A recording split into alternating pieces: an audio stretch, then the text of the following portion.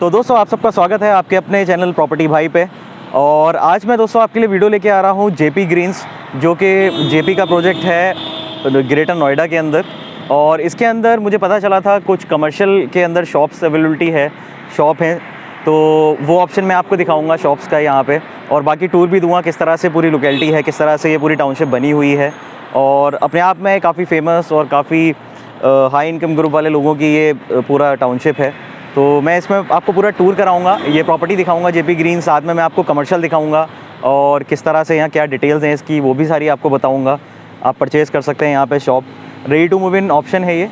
चलिए video start करते हैं। चैनल पर अगर आप नए हैं तो चैनल को सब्सक्राइब ज़रूर करिएगा दोस्तों। चलिए वीडियो शुरू करते हैं। सो ये मैं एंटर कर गया हूँ जेपी के अंदर। एंट्री कुछ इस तरीके से दिखती है। देन मेरे जो सामने एकदम जो आप देख रहे हैं ये गोल्ड पुडिंग एरिया है। देन लेफ्ट में आप ये टावर देख सकते हैं, क्रिसेंट टावर, क्रिसेंट कोर्ट नाम से है ये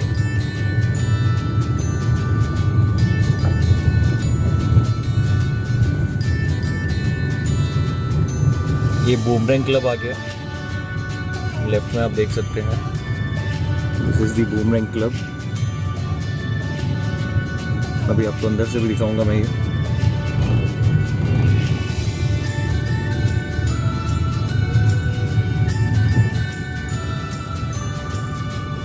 तो ये है अर्थकोट 2 नाम से, ये आप देख रहे हैं टावर। ये लेफ्ट में जो आप देख रहे हैं सारे प्रीमियम विलाज हैं।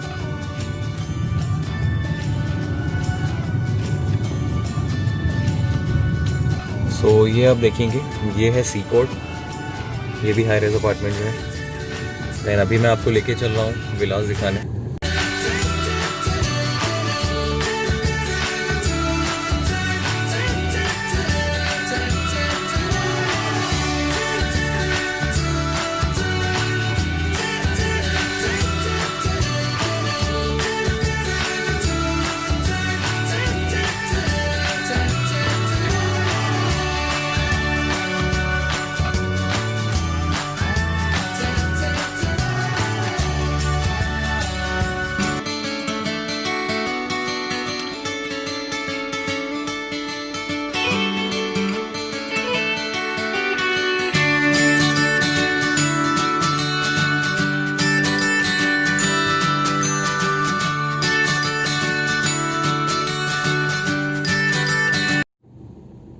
सो फ्रेंड्स ये जो आप देख रहे हैं ये है डेल कोर्ट, जिसमें के ऊपर अपार्टमेंट्स हैं और नीचे ये पूरा मार्केट है।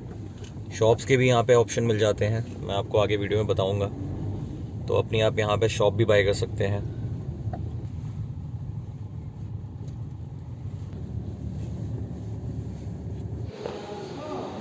सो ये आप देख सकते हैं कुछ इस तरीके से पूरा है। लॉबी आप देखिए, डबल हाइट लॉबी है ये प्रॉपर। देन राइट में कार पार्क है।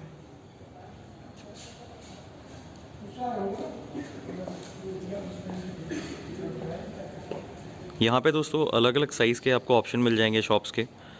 प्रॉपर शोरूम भी आप अपना ओपन कर सकते हैं। इंडिविजुअल कुछ अगर आपको करना है वो भी यहाँ पे एक ऑप्शन है आपके पास। तो मेरे साथ जसपाल सिंह दत्ता जी हैं, जो कि वेल्थ क्लिनिक में असिस्टेंट डायरेक्टर हैं। तो हम उनसे बात करेंगे, जानेंगे यहाँ पे क्या ऑप्शंस हैं उनके। अगर मैं आपको इंट्रोडक्शन दूँ तो उनको मार्केट का काफ़ी पुरानी नॉलेज है, काफ़ी एक्सपीरियंस है और बहुत बखूबी जानते हैं नोएडा गुड़गांव के मार्केट को। तो चलिए हम उनसे बात करते हैं। सर मैं चाहूँगा जैसे कि हम जेपी ग्रीन्स आए हैं ग्रेटर नोएडा के अंदर, तो मैं आपसे जानना चाहूँगा, बिकॉज आप मार्केट का बहुत अच्छा एक्सपीरियंस रखते हैं, आपको नॉलेज है यहाँ के बारे में।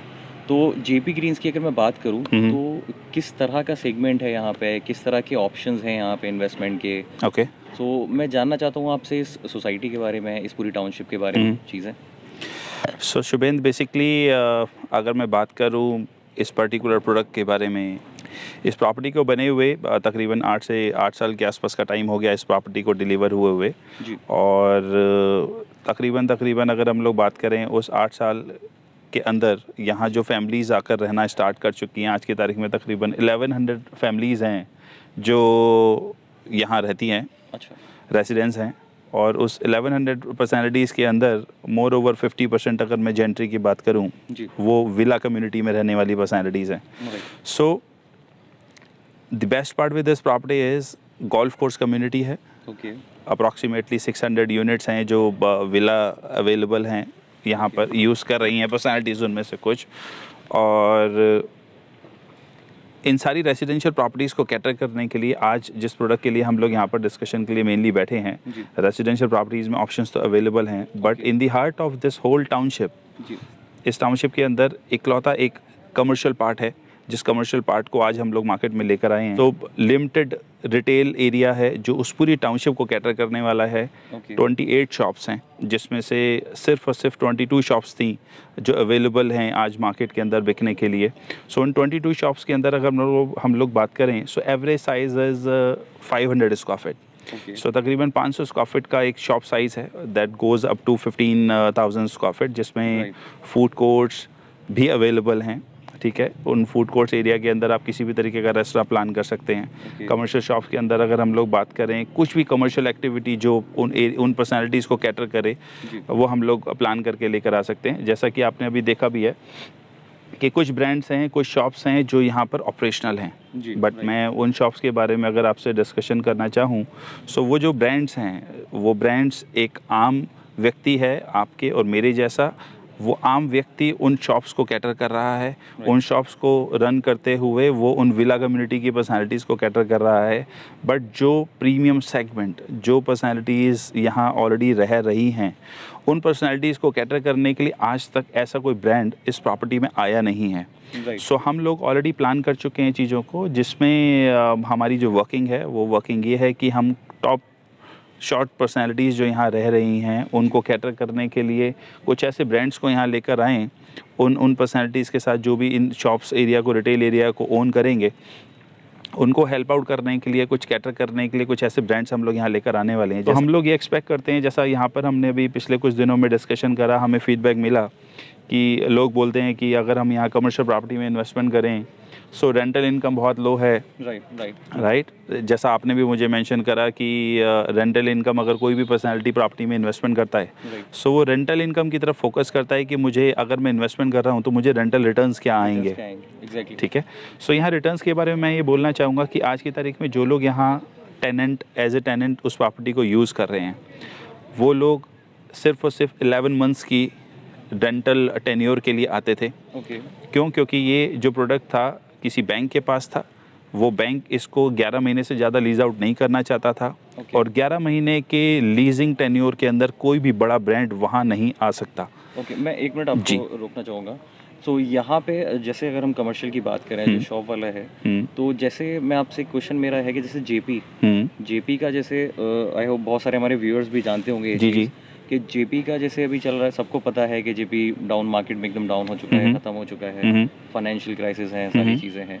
तो ये शॉप का फिर आगे क्या क्या फ्यूचर है उसके? बेसिकली क्या है, मैं कहता हूँ जेपी ही नहीं, जितने भी और डेवलपर्स मार्केट के अंदर हैं जो एक डाउनफॉल की वजह से आज एग्जिस्ट करते हुए हमें उनकी प्रेजेंस कम नज़र आती है, उस प्रेजेंस कम नज़र आने का इस प्रॉपर्टी के ऊपर कोई इम्पैक्ट नहीं है।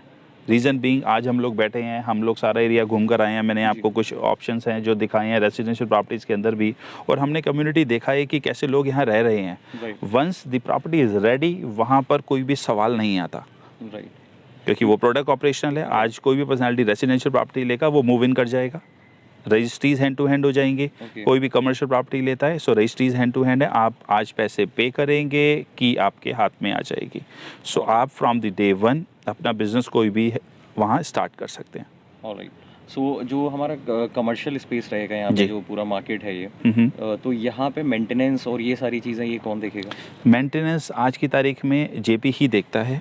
आने वाले कल में अगर हम RWA की बात करें, क्योंकि जो पर्सनैलिटीज़ यहाँ रहते हैं उन लोगों के पास उतना टाइम नहीं है कि वो RWA बना के उन चीज़ों को कैटर कर सकें, बट जेपी है जो उस चीज़ में मेंटेनेंस के पॉइंट ऑफ व्यू से, आप देख रहे हैं मेंटेनेंस आपके सामने है कि किस तरीके से जेपी आज तक इस प्रॉपर्टी को मेंटेन कर रहा है। कमर्शियल प्रॉपर्टी के अंदर अगर हम लोग पर मंथ मेंटेनेंस की बात करें, आज इस कमर्शियल प्रॉपर्टी के अंदर 6 to 7 रुपीज़ पर स्क्वायर फीट का एक मेंटेनेंस अमाउंट है जो पर स्क्वायर फीट पर मंथ आपको पे करना होता है उस प्रोडक्ट के मेंटेनेंस के लिए। और सर अगर जैसे यहाँ पे मैं देख रहा हूँ, जो मैंने पूरा टूर किया, तो मैंने यहाँ पे जेंट्री देखी, जो जिस तरह के लोग यहाँ पे रहते हैं, तो वो हाई एंड लोग हैं सारे, सब लोग आई थिंक बिजनेसमैन या कोई टॉप नॉच लोग हैं यहाँ पे। सो किस तरह की यहाँ पे मार्केट है उनके हिसाब से? अगर मान लीजिए फॉर एग्जांपल अगर मैं या कोई हमारे व्यूअर हैं, कोई प्लान करता है शॉप लेने का यहाँ पे, सो किस तरह का बिजनेस अपॉर्चुनिटी उसको मिल जाएगी यहाँ पे करने के लिए? शुभेंद्र, आपने ये एक बहुत ही मेजर पॉइंट है जो मेंशन किया है यहाँ पर। मैं इस पर क्लैरिफिकेशन देना चाहूँगा कि जो जेंट्री, जो पर्सनालिटीज़ यहाँ रह रहे हैं, पहले हम उनके बारे में बात करें कि वो हैं कौन लोग। एग्जैक्टली। ठीक है, वो लोग हैं जो हिंदुस्तान की बड़ी बड़ी इंडस्ट्रीज़ को रन कर रहे हैं, राइट। बड़ी बड़ी इंडस्ट्रीज़ को ओन कर रहे हैं, कंपनीज़ को ओन कर रहे हैं।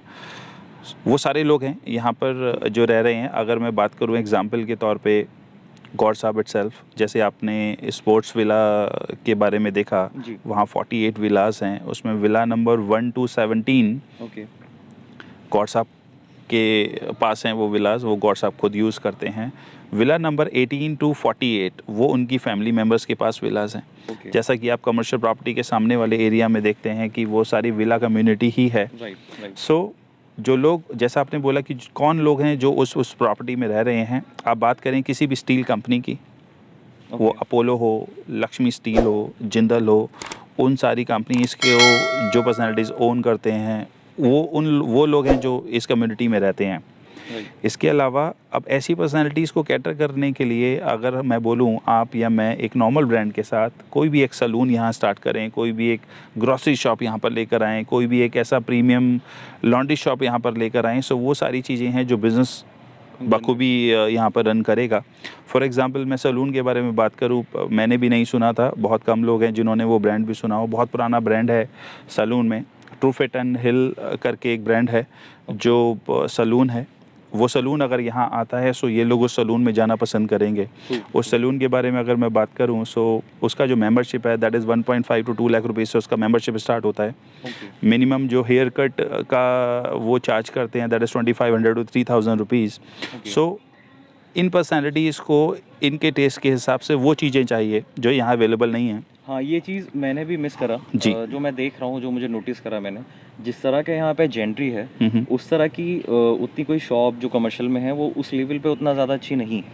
जी, तो कहीं ना कहीं कमी है उस चीज़ की। मैं उसी के साथ मैं एक चीज़ और ऐड करना चाहूँगा। अगर हम ग्रॉसरी स्टोर की बात करें, मॉडर्न बाज़ार है, दिल्ली 1 के नाम से एक प्रॉपर्टी है, या दिल्ली में बहुत सारे स्टोर्स हैं उनके। अगर वैसी कोई भी चेन यहाँ आती है, कोई भी कंपनी यहाँ आती है, तो उन लोगों के लिए बिज़नेस के मल्टीप्लिकेशन के बहुत चांसेस हैं। नीश 24 है, ऐसे करके कोई भी ग्रॉसरी के अगर हम लोग ब्रांड्स की बात करें, वो ब्रांड यहाँ पर बखूबी चलेंगे जो उन पर्सनैलिटीज़ को कैटर कर सकते हैं। बहुत सारे लोग ऐसे होंगे व्यूअर्स में भी, और बहुत लोग जो वीडियो हमारी देखेंगे, तो जिनको डर होगा जेपी नाम से। ओके। तो बिकॉज जेपी का पास जो रहा है, जैसे अनडिलीवर्ड प्रोजेक्ट हैं, काफ़ी सारे लोगों के पैसे फंसे हुए हैं, तो यहाँ पे चलिए मैं मानता हूँ जैसे ready to move in property है, ready to move in commercial है ये। सो यहाँ पे जो भी चीज़ें होंगी, जो कि भी डॉक्यूमेंटेशन होगी, तो वो सारी चीज़ें यहाँ पे किस तरह से बेसिकली क्या है, इस पूरे रिटेल एरिया को बैंक है, जैसा मैंने मेंशन किया कि एक बैंक है जो ओन करते हैं इस प्रॉपर्टी को। सो जो भी पर्सनालिटीज़ आज प्रोडक्ट को बाय करेंगे उसमें जेपी से डील नहीं करना होगा, वो बैंक ही पर्सनालिटी होंगे, वो आइडेंटिटी होंगे जो आपके नाम पे उस प्रॉपर्टी को रजिस्टर कराएंगे। सो आज ओनरशिप बैंक की है, डेवलपर की नहीं है। सो आज अगर आप पैसा खर्च करते हैं तो चाबी आपको मिलती है हैंड टू हैंड, आप फ्रॉम डे वन आप वहाँ पर अपना बिजनेस रन कर सकते हैं। ऑलराइट। एंड अगर सर मैं बात करूँ यहाँ पे जो हमारा एक मिनिमम टिकट साइज़ और प्राइस रेंज है, तो लगभग किस प्राइस रेंज से चीज़ें शुरू हो जाती हैं? बेसिकली यहाँ पर जो टिकट साइज़ की अगर हम लोग बात करें, average ticket size 500 square feet का साइज़ है, एंड अप्रॉक्सीमेटली 30,000 रुपीज़ पर स्क्वायर फीट का प्राइस है।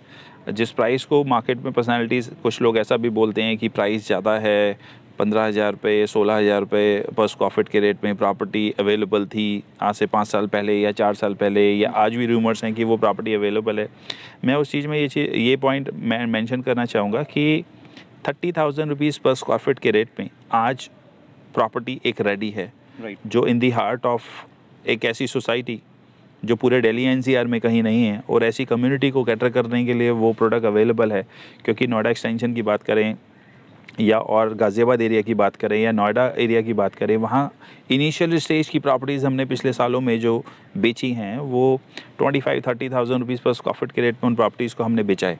ओके। सो आज अगर यहाँ रेडी प्रॉपर्टी ऐसी कम्युनिटी में जहाँ गोल्फ कम्युनिटी के साथ अवेलेबल है, सो 30,000 रुपीज़ पर स्क्वायर फीट का rate is not that rate जो मैं उम्मीद करता हूँ किसी को एपेटाइट करने में या अंडरस्टैंड करने में कोई उसके अंदर क्वेश्चन मार्क आएगा। सो अप्रॉक्सीमेटली 1.5 CR के आसपास का टिकट साइज़ है जो इस प्रॉपर्टी में, which is the entry ticket size.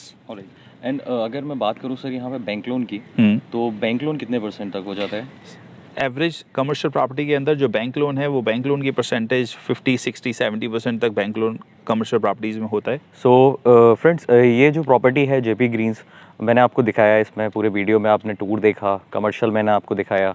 सो ये जो कमर्शियल है मुझे ऐसा लगता है अपने आप में एक बहुत यूनिक प्रॉपर्टी है। ये एक हाई एंड HNI क्लाइंट्स हैं यहाँ पे। सो डिफरेंट चीज़ है कुछ, और अगर आपका बजट 1 से 1.5 करोड़ के बीच में, 1.5 करोड़ तक का है, तो यहाँ पे आप ले सकते हैं एक अपना कमर्शियल, और उसमें कुछ अपना बिज़नेस भी स्टार्ट कर सकते हैं या उसको रेंटल पर्पस से देख सकते हैं। और मैं ज़रूर आपसे बोलूँगा आप एक बार इस प्रॉपर्टी को आके देखिए अपना, उसके बाद आप कुछ प्लान करिए। अच्छी प्रॉपर्टी है, किसी तरह की प्रॉब्लम नहीं है। जेपी का यहाँ पे इशू था, वो भी मैंने कोशिश करी आपको क्लियर कराने की कि यहाँ पे जेपी का कोई लेना देना नहीं है इस कमर्शियल से। आप डायरेक्ट बैंक के साथ डील कर रहे हैं, उन्हीं के साथ आपके डॉक्यूमेंट साइन होंगे, तो किसी तरह की भी कोई प्रॉब्लम नहीं है। रजिस्ट्री वगैरह सारी आपके नाम से होगी। बाकी आप और कुछ जानना चाहते हैं तो मुझे कमेंट बॉक्स में लिख के ज़रूर बताइएगा। मेरा नंबर अभी स्क्रीन पर आ रहा होगा, आप मुझे कॉल भी कर सकते हैं। मिलता हूँ आपसे अगले वीडियो में, तब तक अपना ध्यान रखिए। Thank you so much.